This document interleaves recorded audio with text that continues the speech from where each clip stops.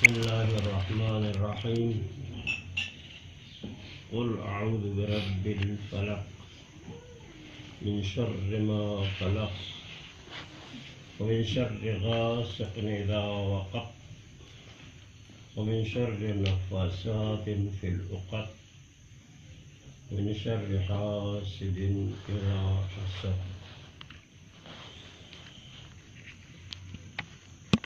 عنوان گفتگو ہے تراجم قرآن. کیا ہم ترجمہ قرآن پڑھنا چاہیے یا نہیں؟ ترجمہ قرآن کرنا چاہیے یا نہیں؟ یہ پہلا سوال ہے. دوسرا اس کی جواب میں جو مفروضے ہیں،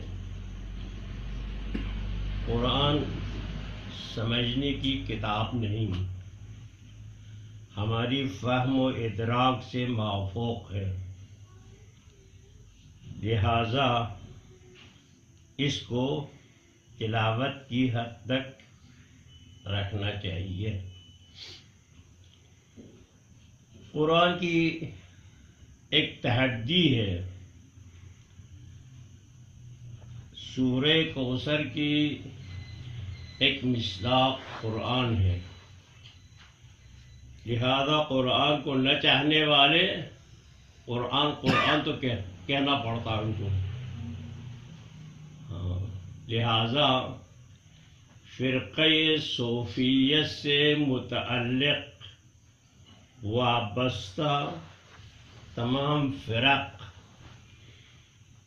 جو ہے، ان کا کہنا ہے کہ قرآن سمجھنے کی کتاب نہیں ہے، فہم و ادراک کی کتاب نہیں ہے، تو اس میں کاوش درست نہیں ہے. لیکن وہ قرآن کہتے ہیں. اسی حوالے سے ہمارے ملک میں قادیانی کا ایک سلسلہ ہے. شاید آپ لوگوں کے علم میں نہ ہو، یا میرے کہنے سے آپ لوگ چند افراد تصور میں رکھتا ہو. ایسا نہیں ہے. الحمدللہ میں اتنے تنگ نظر کچھ محدود افراد نظر میں نہیں رکھتا ہوں. پورے ملک میں ایک تراجم قرآن کا ایک ہفتہ وار پروگرام چلتا ہے. وہ جو ہے وہ افراد ہے قادیانیوں سے وابستہ. ان کا مقصد ہے صرف قرآن سے لوگوں کو صرف نام تک جوڑ کے رکھے. وہ کہتے ہیں ہم ترجمہ قرآن کرتے ہیں، لیکن قرآن سمجھنے کے لیے نہیں ہے، صرف لوگوں کو قرآن کے نام سے جمع کرنے کی خاطر ہے. تو یہ گروہ ہے، یہ پورا ہمارے معاشرہ یا ہمارے فرقے، میں نے کہا نا کہ صوفیوں سے وابستہ فرقے، یعنی سارے کے سارے صوفیوں سے وابستہ ہے. ان سے الگ کوئی فرقہ ہے نہیں ہے اب مسلمانوں میں. تو یہ فرقہ ہے. اب آ جاتا ہے اس کی جواب. پھر تو ہم قرآن سمجھنے کی کتاب ہے، قرآن کی ترجمہ کرنا چاہیے یا نہیں کرنا چاہیے. بات یہ ہے، یہ سوال آپ سے کرتے ہیں، آپ آگے بڑھیں. یہ کتاب اللہ نے پیغمبر پر نازل کی ہے. خود کتاب میں ہے یہ انسانیت کے لیے ہے. خود کتاب میں محمد کی رسالت پوری دنیا کے لیے ہے، رہتی دنیا کے لیے ہے. اور یہ قرآن جو ہے عربی زبان میں ہے، تو یقیناً غیر عرب والے اس کو نہیں سمجھ سکیں گے. تو کیا کرنا چاہیے؟ یا دنیا کو پورا سمیٹ کے عربی بنائے، یا دوسروں کو اس کی اپنی زبان میں ترجمہ کر کے پہنچا دے. کون سے طریقہ ہے دنیا تک یوز کریں گے؟ وہ یقیناً ترجمہ ہی ہوگا. دنیا میں قرآن کو عالمی سطح پر متعارف کرنے، بلکہ تعلیمات قرآن کو دنیا تک پہنچانے کے لیے واحد ذریعہ ترجمہ ہے. وہ بہت مشکل کام ہے، ناممکن کام ہے کہ انسان دنیا کو عربی سکھائے اور پھر وہ قرآن سمجھے. وہ خود عرب والے نہیں سمجھتے، ابھی جو عربی بولتے ہیں ان کی سمجھ میں نہیں ہے. تو قرآن جو ہے صرف عربی کی حیثیت نہیں ہے، خود اپنی اندر ایک اور حیثیت ہے. اس وجہ سے آسانی سے ناول جیسا سمجھ میں نہیں آتا پڑھنے سے. لہذا قرآن کا ترجمہ ہونا چاہیے. اب آگے اگلا مسئلہ، ہمارے عربی اپنے ملک میں قرآن کے ترجمے کے بارے میں یہ کتنے مفروضے ہیں، مفروضہ قرآن کے مترجمین کی ہیں. ایک مفروضہ ہے، وہ یہ ہے جو شخص مترجم ہے اور عربی زبان اور اردو میں دونوں پر عبور حاصل ہے ان کو. میں سرسری بول رہا ہوں آپ کو، کیا ایسا ہے ہمارے پاس؟ تو شاید آپ لوگوں کے سمجھ میں آ جائے جس نے اردو میں پی ایچ ڈی کی ہے اس کو اردو آتا ہو، یا جو کالم نگار ہے اس کو اردو آتا ہو. ایک عربی اردو دونوں میں ان کو عبور حاصل ہے. اس کے بارے میں وضاحت بار ضرورت. دوسرا مفروضہ ہے عربی پہ عبور ہے، اس کو اردو نہیں آتی جیسے ہم جیسا. تیسرا مفروضہ ہے اردو ان کی اچھی ہے لیکن عربی ان کو نہیں آتی.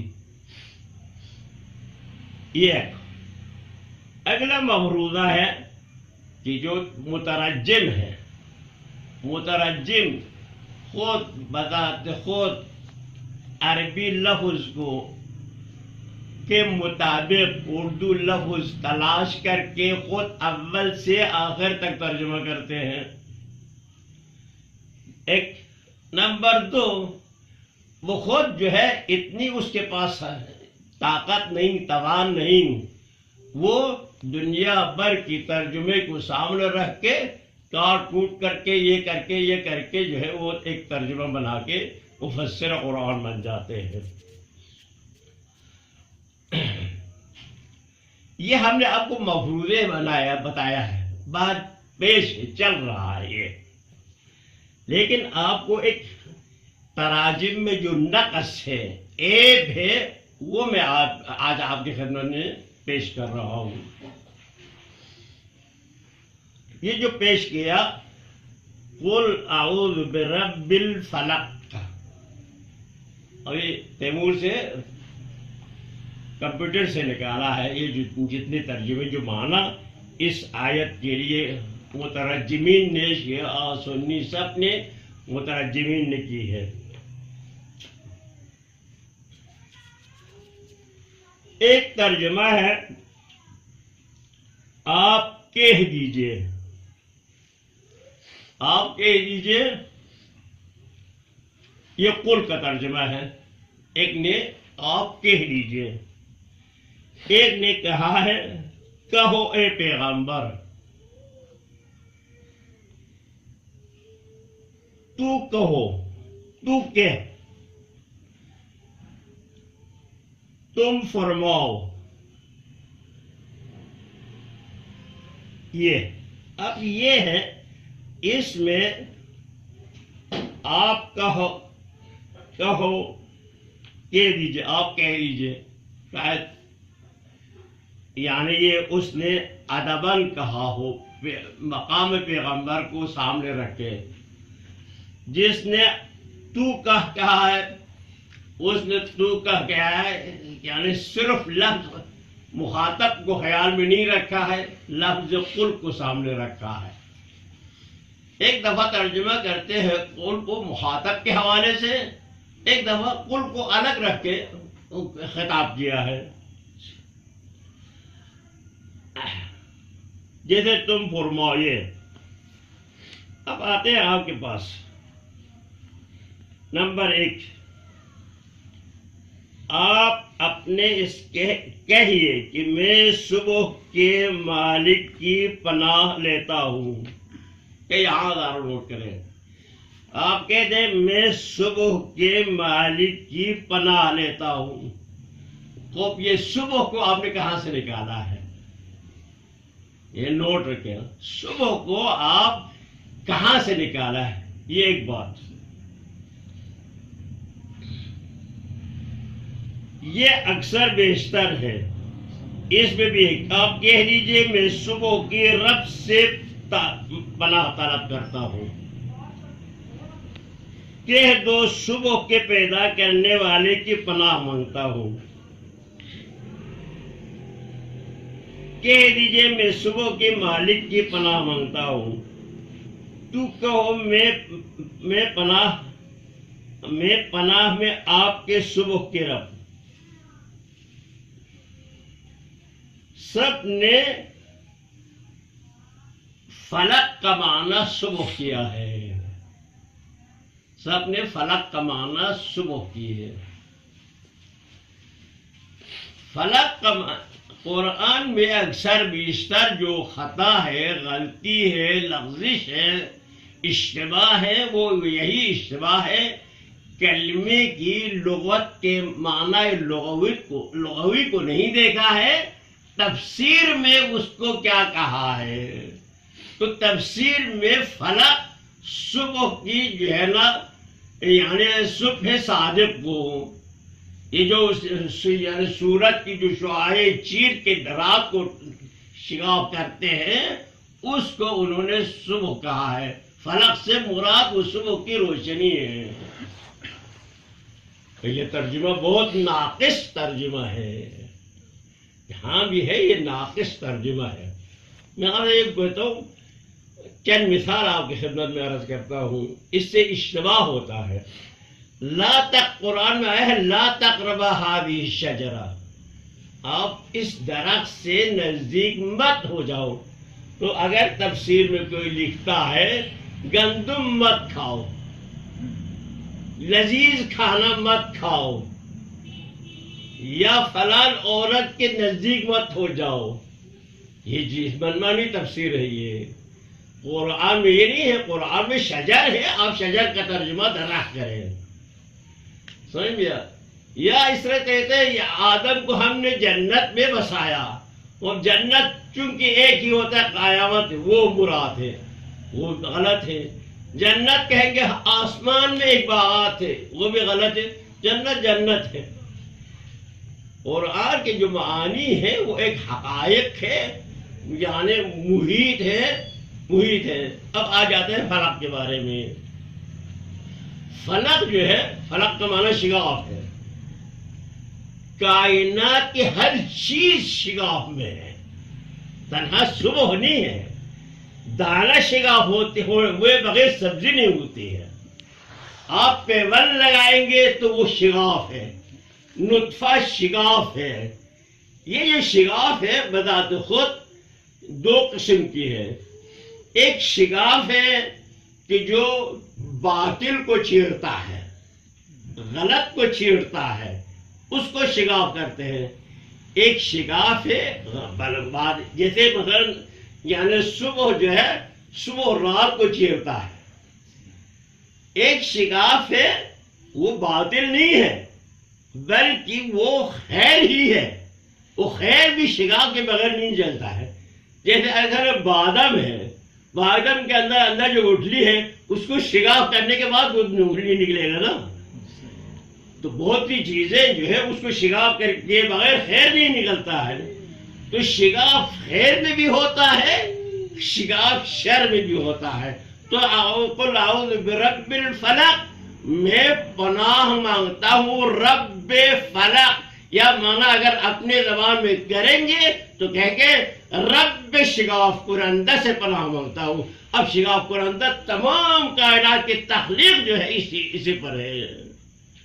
تو یہ جو ترجمہ جو ہے ایک لفظ کو پکڑ کے روایات میں کسی نے کیا یا تفسیر میں کسی نے کیا ہے، اس سے جو ہے نا یہ انحرافات پیدا ہوتا ہے. اب آپ لوگوں کے ذہن میں جو کچھ ہے میں نے اپنے ذہن میں جو کچھ تھا آپ کی خدمت میں عرض کیا. آپ کی ذہن میں اگر کچھ ہے تو بتا دیں.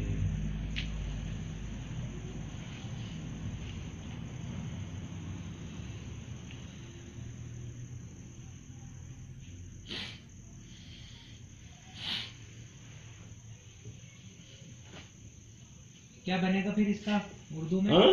کیا بتایا گیا؟ شگاف کنندہ. شگاف کنندہ چیرنے والا. جو صبح جو ہے چیرتا ہے لیکن اس کی ایک مصداق بنتا ہے. یعنی اللہ صبح صبح لاتا ہے، یہ ہوتا ہے.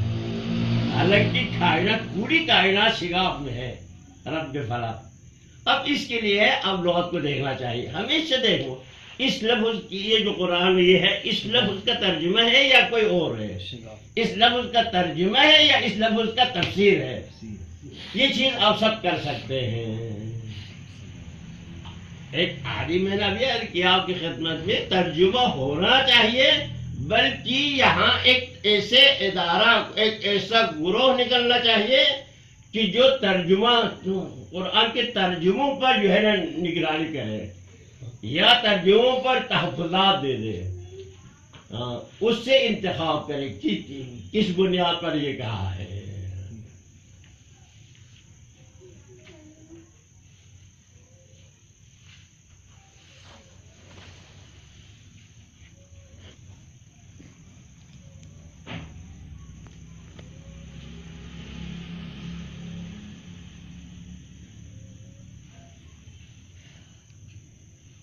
اس لفظ کا جو میرے ذہن میں بھی آ رہا ہے، پہلے تو نہیں پتا تھا جی کہ یہ جلی مصداق ہے وہ وقت، اس لیے سارے اسی طرف گئے ہیں ترجمے والے.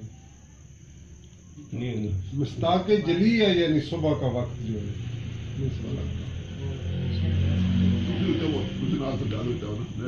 کام لگے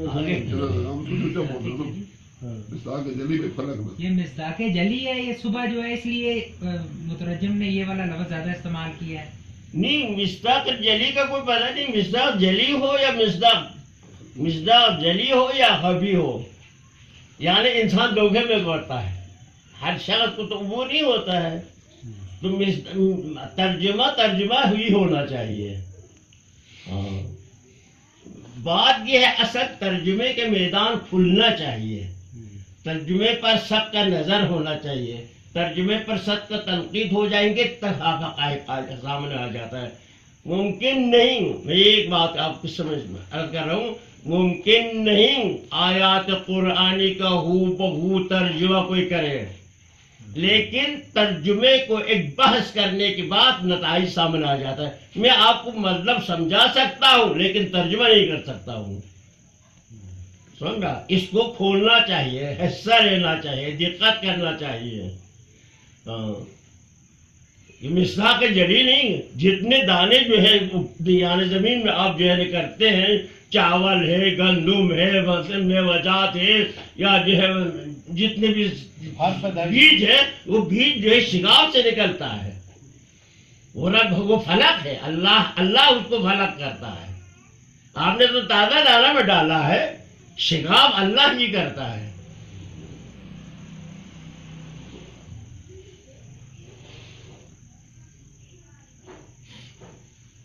یعنی پناہ مانگتا ہوں شگاف کرنے والے رب کی.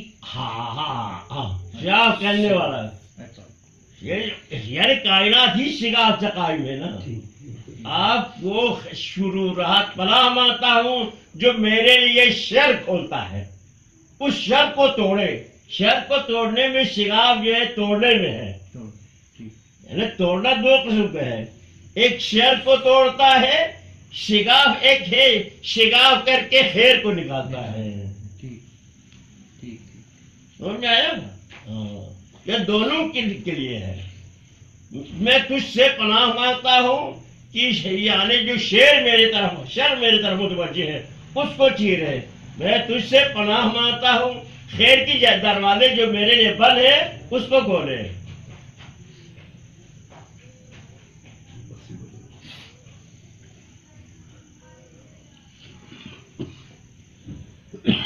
مطلب کہ پھر احتیاط کے لیے ترجمے کے ساتھ ساتھ لغت بھی نظر میں ہونی چاہیے. نہیں آپ لوگ اپنا مشغلہ ذہنی بنیادی بنائے.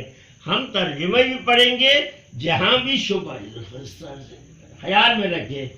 یہ جو ترجمہ تھوڑا سا ایک آیت بھی ہو, یہ ترجمہ اس نے کیا کیسے کیا, پھر لغت آ کے دیکھیں گے, تو ایک دفعہ دیکھیں گے آپ کو سکون ہو جائے گا. لغت میں کوئی اور معنی کیا ہے, اس سے مربوط معنی کیا ہے, غیر مربوط معنی کیا ہے.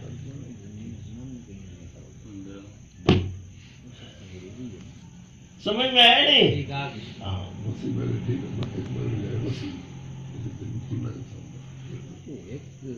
مثلا ایک اور مثال آپ لوگوں کو پیش کرتا ہوں.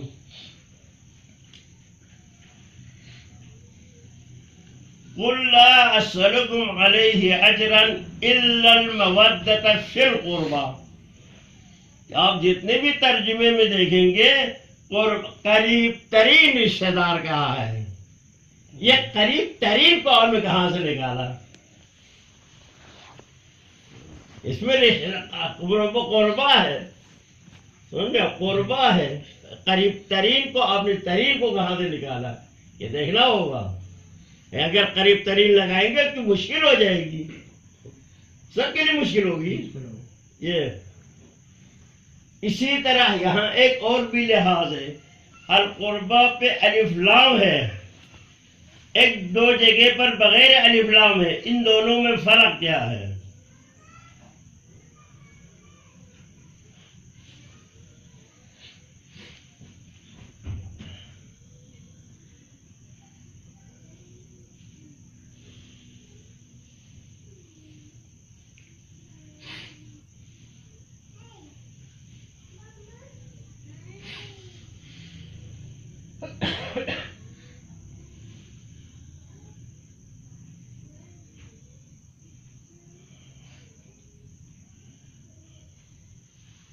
ذرا پڑھی دے بھی.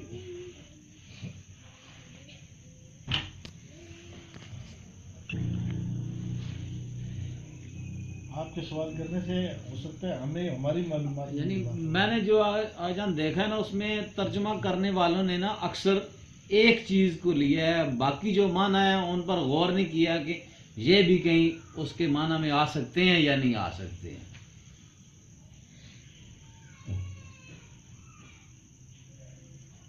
پورا تمام تر بنیادی یہ ہے کہ اس میں جو لفظ آیا ہے اس کا ترجمہ کیسے ہوا ہے. اسی لفظ کا ترجمہ ہے یا کوئی اور چیز بیان کیا ہے. اگر اور کوئی چیز ہے تو سمجھ لے گمراہ ہے. یعنی قربا کا جہاں بھی انہوں نے ترجمہ کیا ہے وہ قریبی رشتہ دار کیا ہے یا رشتہ دار کیا ہے, لیکن یہ نہیں کہ وہ کون سے رشتہ دار ہیں, اوپر والے ہیں, نیچے والے ہیں, فکری رشتہ دار ہیں, قانونی رشتہ دار ہیں, یا وہ خون کا رشتہ ہے, اس کی کوئی وضاحت نہیں ہے. اس آیت میں بھی ہے نا یہ رشتہ دار جو ہے کون سا رشتہ دار ہے. جی, تو باقی آیات کو جب دیکھیں تو پھر پتہ چلتا ہے ادھر سے کون سے رشتہ دار نکلتے ہیں.